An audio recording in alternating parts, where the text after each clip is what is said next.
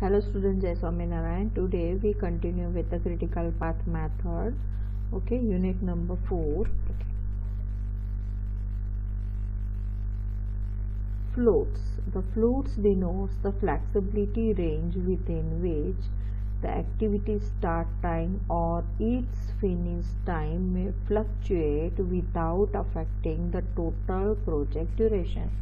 Float का मतलब क्या है? फ्लेक्सिबिलिटी रेंज है. ओके, जिसमें एक्टिविटी स्टार्ट टाइम और इट्स फिनिश टाइम जो भी है वो फ्लक्चुएट हो सकता है without affecting total project duration. जो भी टोटल प्रोजेक्ट ड्यूरेशन है ओके, उसको डिस्टर्ब किए बिना एक्टिविटी स्टार्ट टाइम और एंड टाइम और फिनिश टाइम जो भी है वो फ्लक्चुएट हो सकता है. Okay, without affecting the total project duration. Floats are of the following types: total floats, independent floats, free floats, interfering floats. Okay, total float, it is the time span by which the starting or finishing of an activity can be delayed without affecting the overall completion time of the project. ये क्या है? तो it is the time span. वो time span है by which the starting और finishing of an activity can be delayed. Starting or finishing, okay, activity can be delayed without affecting the overall completion time of the project. तो उसमें delay होता है activity में. Okay, वो starting time भी हो सकता है और फिनिशिंग टाइम ऑफ एक्टिविटी भी हो सकता है. ओके, तो जो भी प्रोजेक्ट का ओवरऑल कंप्लीशन टाइम है उसको इफेक्ट किए बिना उसमें फ्लक्चुएशन होता है. That is called total float. उसकी फॉर्मूला क्या है? TF is equal to FT is equal to LFT minus that means latest LFT minus EFT and LST minus EST, that is TLJ minus TEI minus TIJ. Then next one is free float. It is that duration by which an activity can be delayed without delaying any other succeeding activity. So it is the duration by which, okay, it is that duration, वो duration है by which activity can be delayed. Activity delay होती है without delaying any other succeeding activity. दूसरी activity जो भी है succeeding उसको delay किए बिना ही जो एक एक्टिविटी है वो डिले होती है. That is called free float. Free float is the portion of the total float. FF is equal to FF EST of the following activity minus EFT of the activity. Therefore EST of the successor activity minus EFT of the present activity. Formula क्या है? TEI minus TEJ minus TEI minus TIJ. Okay, then next, hence free float for an activity IJ is the difference between its EFT and EST of its successor activity. Then independent float, it is the excess time available if the preceding activity ends as late as possible and the succeeding activity starts as early as possible. That means जो भी succeeding activity और preceding activity हमने पढ़ा. Okay, तो succeeding activity क्या है? उसमें जल्दी स्टार्ट होती है, जल्दी स्टार्ट हो सके, और प्रीसीडिंग एक्टिविटी है वो लेट ख़त्म हो. ओके, तो जो भी एक्सेस टाइम जो भी अवेलेबल होता है that is called independent float. Okay, वो किससे होता है? तो जो भी एक्टिविटी है सक्सीडिंग एक्टिविटी है जो जल्दी स्टार्ट होती है और प्रीसीडिंग एक्टिविटी है वो लेट एंड होती है. ओके, तो उससे ये सब पॉसिबल होता है. That is independent float is a part of the free float. ये सब जो भी आप पढ़ रहे हो वो आपका एग्जाम्पल में अच्छे से समझ में आएगा. IDF is equal to FID FF minus SI, that is FF minus tail event select TE of succeeding event minus TL of preceding event, that is at the head of the arrow and at the tail of the arrow, that minus TE, that is TEJ minus TLI minus TIJ. Next one is interfering float. interfering float is the difference between the total float and the free float. This is equal to the head event slack, that is IF, interfering float IF. Therefore FIF is equal to FT minus FF minus TF minus FF. Okay, FT is equal to क्या है, TLJ minus TEI minus TIJ, और FF क्या है, TEJ minus TEI minus TIJ। तो दोनों का difference करेंगे तो क्या क्या निकल जाएगा, TIJ निकल जाएगा, ओके, और TEI निकल जाएगा, तो क्या रहेगा, TLJ minus TEI, that is IJ। Okay, thus the interfering float equal to the head event slack. Okay, significance of the float, the path which has zero floats. Floats की क्यों use होता है, the path which has zero floats is called the critical path, and the total float affects both the previous and the following activities. When the total float is zero, it indicates the critical activity and cannot be delayed. If it is delayed, then it will delay the whole project. When TF, total float, is negative, it indicates that the project is bound to be delayed by same period of the delay. The negative float is considered as zero. The free float is always smaller than total float. जो भी free float है, it is smaller than the total float. Then next one is critical path. The difference between the earliest finish time, that is EFT, and latest finish time, that is LFT, gives the time available for the delay, and it is known as a float. Okay, float किसको बोलते हैं, तो EFT and जो LFT है उसका difference हम करेंगे तो हमें क्या मिलेगा, फ्लोट मिलेगा. For some events, EFT and LFT are same, which means that these events have no float at all. Such events are known as the critical events. The path joining these critical events, that means EFT और LFT का difference करेंगे तो zero आएगा. तो ऐसे event को क्या बोलेंगे हम, क्रिटिकल इवेंट बोलेंगे. The path joining these critical events is known as the critical path, and the path joining ऐसी बहुत सारी events होंगी, उसको ज्वाइन करेंगे तो हमें क्या मिलेगा, क्रिटिकल पाथ मिलेगा. The path joining this critical events is known as critical path, and this path is shown by the thick line, and the activities delayed along and critical, the activities lying along the critical path are known as, जो भी activities है critical path पे, okay, उसको क्या बोलते हैं, critical activities बोलते हैं. Third, the critical path is the longest path along the network. That means बहुत उसका ड्यूरेशन जिसका भी ज़्यादा होता है, that is called critical path. Okay, और लॉन्गेस्ट पाथ जो भी है उसका, फॉर एग्जांपल आप जो भी लॉन्गेस्ट पाथ है that is called critical path. Okay, तो यहाँ पे हम क्रिटिकल पाथ किसको बोलेंगे, कि जिसका पाथ लंबा है. That means 1 to 2, 2 to 3, okay, और 3 to 4 ऐसा है.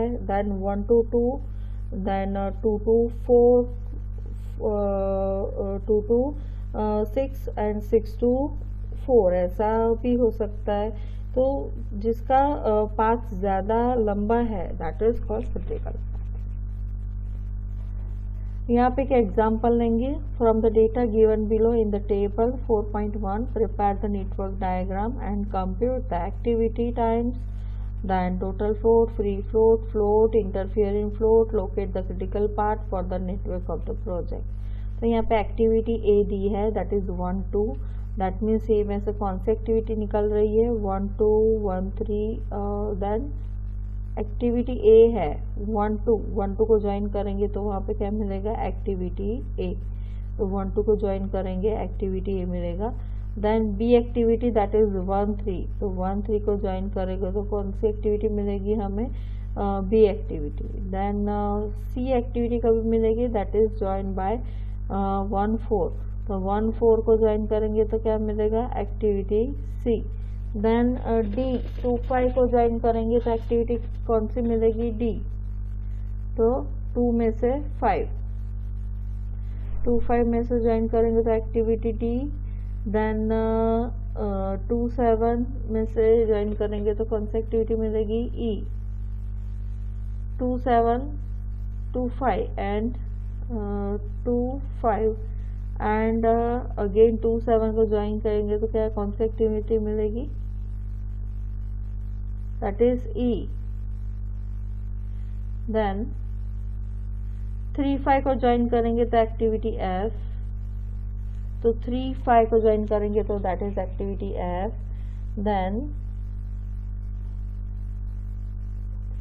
जी एक्टिविटी 4 5 और 4 6 जी एच 4 5 जी 4 5 जी और H 4 6 H. Okay, next 5 6 and 5 7 I and J, 5 6 I and 5 7 J, 5 6 I and 5 7 जे। यहाँ पे ऊपर एक्टिविटी लिखा है, नीचे ड्यूरेशन लिखा है। This one is called event, first event that is called tail event, this event is called head event। Okay, और यहाँ से इसको ये टेल इवेंट किसका होगा 5 का, पर ये हेड इवेंट किसका होगा 1 का। ओके, तो that is dual role event, उसको ऐसा भी बोल सकते हैं। देन नेक्स्ट वन इज 6 7 और 7 8, 6 7 के एंड 7 8 एल, 6 7 8 6 7 8 6 7 के सॉरी एंड 7 8 एल। तो आपको पास ये सब एक्टिविटी भी हो गया, ड्यूरेशन हो गया, नेटवर्क बना दिया। ओके, तो ये फर्स्ट ऑफ ऑल प्लॉट करना है, उसके नीचे ड्यूरेशन लिखा है। तो 1 2 एक्टिविटी के लिए 8, 1 3 एक्टिविटी के लिए 6, तो वो सब लिख देना है। तो यहाँ पे नीचे लिखा है 1 2 एक्टिविटी के लिए 8, देन 2 2 5 एक्टिविटी के लिए 8। ओके, तो ये हर एक एक्टिविटी का ड्यूरेशन दिया हुआ है जो एरो के नीचे आपको लिखना है, और एरो के ऊपर क्या आएगा, एक्टिविटी आएगा। Event 1, since it does not have any preceder event, that means आपको यहाँ पे इनिशियली क्या लेना है 0, that is T is equal to 0। तो 0 + 8 करेंगे तो यहाँ पे टी क्या मिलेगा आपको, T is equal to 0 + 8 is equal to 8। Okay, तो यहाँ पे लिखा है TE2 is equal to TE2, that means this. तो क्या आएगा TE1 + T12, that means 0 + 8 is equal to 8। Then उसी तरह इवेंट 3 के लिए हमें करना हो, तो इवेंट 3 के लिए अगेन टी इनिशियली 0 + 6 है, तो क्या आएगा 6 आएगा। तो ओके, एंड TE4 करना है, तो TE4 करने के लिए क्या आएगा 0 + 10, तो यहाँ पे TE10 आ जाएगा। ओके, इट हैज 3 प्रेसिडर्स इवेंट्स, तो कौन सी प्रेसिडर्स इवेंट्स है, और सब्सिडर्स इवेंट 5 है। तो इवेंट 5 की प्रेसिडर्स इवेंट कौन सी है 2 3 4। ओके, फॉर इवेंट 2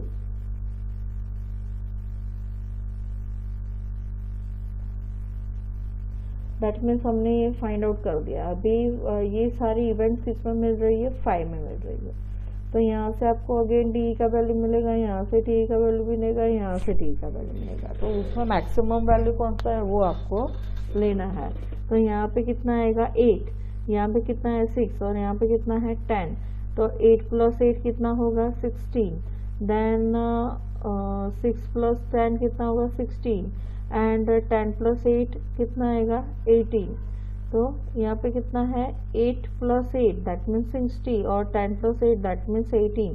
तो लंबा जो भी ड्यूरेशन है, ज़्यादा ड्यूरेशन है, वही आपको लेना पड़ेगा। ओके, तो यहाँ पे लिखा है TE5 is equal to TE2 + T25, that means 8 + 8 is equal to 6। मैंने आगे भी डिस्कस किया कि आपको क्या करना है यहाँ पे TE फाइंड आउट करने के लिए। तो यहाँ पे आपने सब की जगह पे TE फाइंड आउट कर दिया था।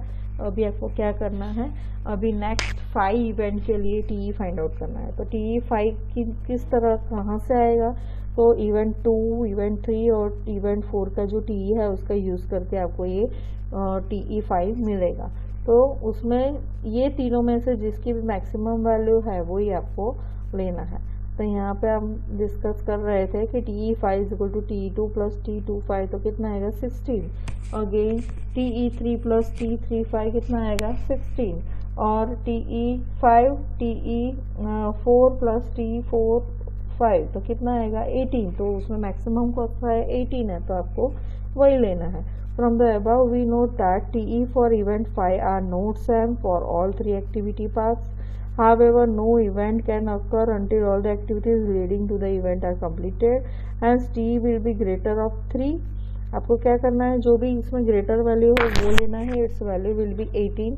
तो आप यहाँ पे TE5 क्या लिखोगे 18 लिखोगे। ओके तो यहाँ पे क्या आएगा 18 आएगा TE18। तो अभी नेक्स्ट आपको क्या करना है, 2 में से 7 मिलता है, 5 में से 7 मिलेगा और 6 में से 7 मिलेगा। तो अगेन आपको क्या करना पड़ेगा, सेम 5 to 6 करना पड़ेगा। तो 5 हो गया तो 5 to 6 करना है तो 5 में से एक T मिलेगा, देन 4 में से एक TE6 मिलेगा। तो दोनों में से जो भी मैक्सिमम वैल्यू है वो आपको फाइंड आउट करना है। तो अगेन इवेंट 6 के लिए हमें करना है, तो इवेंट 6 के TE6 is equal to TE4 plus T45 10 plus 10 20 and TE6 तो आपके पास दोनों वैल्यू मैक्सिमम है। तो आप देख सकते हैं यहाँ पे हमने TE5 कितना लिया था 18 लिया था, यहाँ पे ये कितना आया था 18। तो 18 प्लस 2 आएगा 20 और यहाँ पे क्या है अगेन यहाँ पे TE कितना है 10 है, 10 प्लस 10 कितना आएगा 20। तो दोनों का वैल्यू सेम ही है। तो आपको TE कितना TE6 में लिखना है 20। अगेन आपको इवेंट 7 के लिए TE फाइंड आउट करना है। तो कहाँ से आएगा 2 से आएगा, 5 से आएगा और 7 से आएगा। तो 2 से आएगा तो आपके पास TE कितना है इसमें 8 प्लस 15। तो 8 प्लस 15 16 17 18 19 20 21 22 23। ओके 15 प्लस 8 कितना हुआ है 23। तो आपके पास TE एक 23 मिला। अगेन यहाँ पे कितना था TE that is 18 plus 28 that is 10 that means 28 this one is 23 this one is 28 और यहाँ पे कितना मिला 20 प्लस 8 तो दैट इज 28। तो आपको यहाँ पे TE7 कितना लिखना है 28 लिखना है। Okay in 3 precedence events 2 3 6 TE7 is equal to TE2 plus T27 that means 8 plus 15 that is 23 that and again TE7 is equal to TE5 plus 2 T57 that means 18 plus 10 that means 20। तो again तीनों में जो भी maximum है वही वो आपको लेना है। तो it has only one president event. तो यहाँ पे आप देख सकते हो 7 जो भी इवेंट है। ओके तो 7 एक ही इवेंट 8 में जा रही है तो आपने जो भी TE7 फाइंड आउट किया है वही लेके उसमें ये ड्यूरेशन ऐड करना है। तो आपको क्या मिलेगा TE8 मिलेगा। ओके तो आपका जो भी टाइम है वो आपको TE8 कितना मिलेगा दैट इज 18 सॉरी TE8 कितना मिलेगा 35। Thus it can be seen from the calculation that the value of TE for event 8 of the project work out to 35 weeks. Hence, the earliest time at which the project can be completed in 35 weeks. Hence, the forward path is used going from one node to another and the maximum value of TE is considered and obtained from the different paths and entered in square. Okay. Then यहाँ पे लिखा है सब। Okay तो यहाँ पे EFT LFT लिखा है। तो यहाँ पे TE मैंने जिस तरह से डिस्कस किया वही उसी तरह से करना है। तो आपने EFT फाइंड आउट किया that means earliest EFT that means earliest expected event time, earliest expected event time। okay EFT तो वो आपने फाइंड आउट कर लिया। नेक्स्ट प्रोसीजर आप क्या करोगे, आपको उल्टा प्रोसीजर करना है। दैट मीन्स यहाँ से यहाँ प्रोसीजर फाइंड आउट करने के लिए किया, अभी टीएल फाइंड आउट करने के लिए ये एज्यूम करके वापस आप उल्टा प्रोसीजर करोगे और उसमें से आपको क्या मिलेगा, एक क्रिटिकल पाथ मिलेगा। ओके, तो यहाँ पे आप देख सकते हो, यहाँ पे EFT और LFT जो भी फाइंड आउट कर रहे हो उसमें से क्रिटिकल पाथ निकलेगा, बट आपको दो प्रोसीजर करना पड़ेगा। पहले तो EFT फाइंड आउट किया और EFT फाइंड आउट करने TE फाइंड आउट किया और TE का यूज़ हम TL फाइंड आउट करके फिर दूसरा जो भी अलग अलग जगह पे TL है, जो भी ट्रायंगल से इंडिकेट किया है, तो हर एक इवेंट पे आपको क्या फाइंड आउट करना पड़ेगा, TL = 35 का यूज़ करके आपको अगेन TL7 हर एक इवेंट के लिए आपको TL फाइंड आउट करना पड़ेगा। ओके, अभी हम नेक्स्ट जो भी लेटेस्ट अलाउेबल अकरेंस टाइम है वो हम नेक्स्ट लेक्चर में देखेंगे। Okay, thank you.